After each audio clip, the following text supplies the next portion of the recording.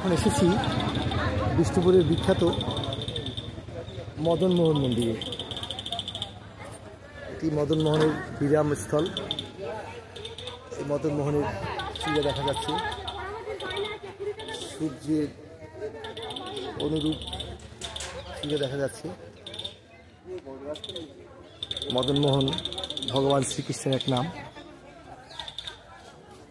অপূর্ব, এই তো এই মদনমোহন নদী, এটা মদনমোহন নদী। হ্যাঁ, পোড়ামাটির সৃষ্টি, বই বিক্রি করছে।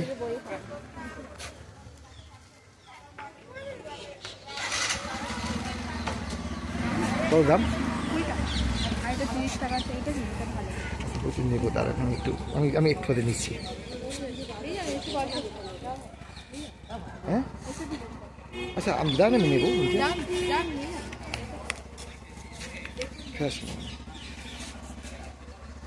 মদনমোহনের অপূর্ব সুন্দর।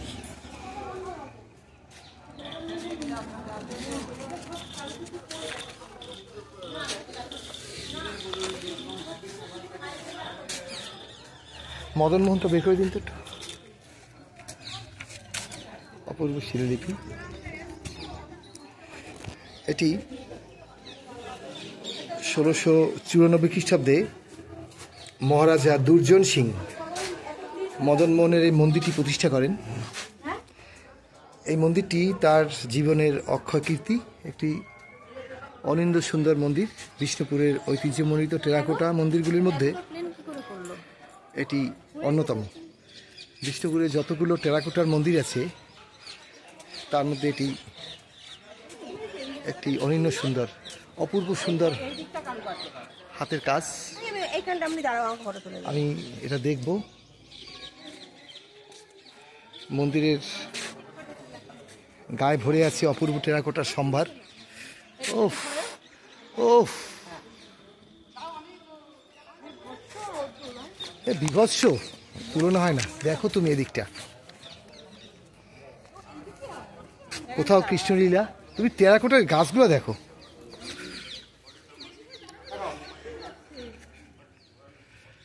কোথাও কৃষ্ণলীলা, কোথাও নৌকা বিলাস,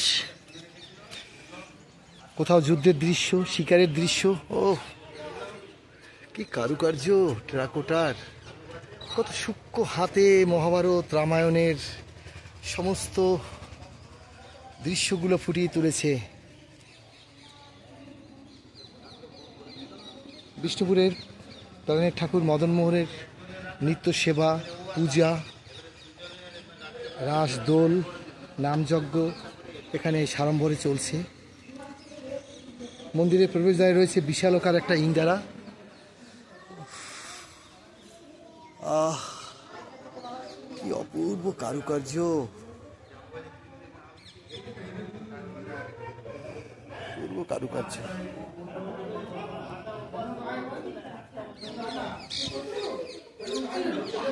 রাধাকৃষ্ণের মন্দির, রাধাকৃষ্ণের মূর্তি। এই যে আমাদের রায় কিশোরী মদনমোহন, রাধারানী আছেন। অপূর্ব সুন্দর রাধাকৃষ্ণের মন্দির।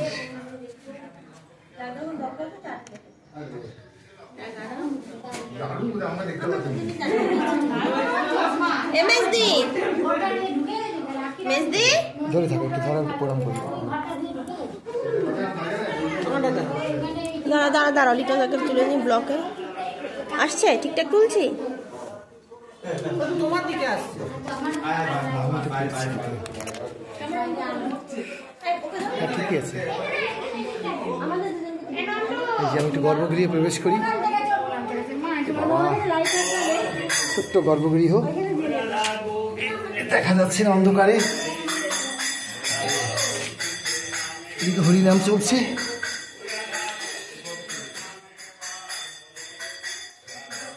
নামযজ্ঞ চলছে।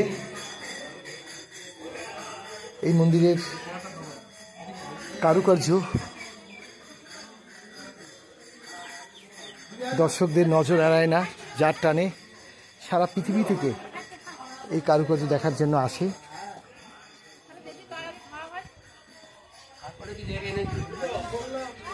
এটি কোনো রন্ধনশালা। তো ঠাকুরমশাই এটি কি? ঠাকুর এটা কি? এটা রন্ধনশালা।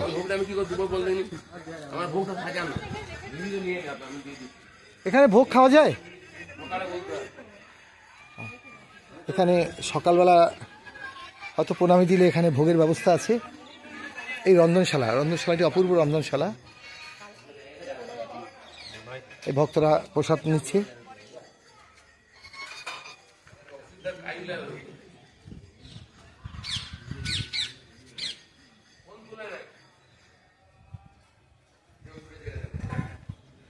প্রবেশদ্বারটি ও অপূর্ব।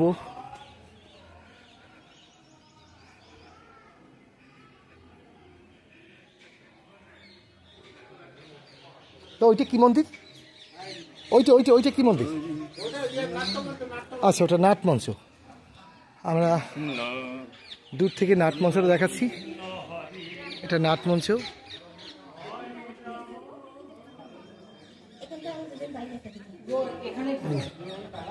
কি অপূর্ব শৈলী।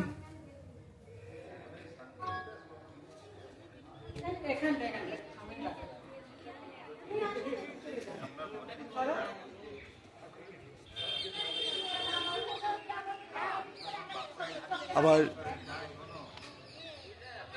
শিলালিপি আছে। এই ভাষাটা বাংলায় লেখা আছে।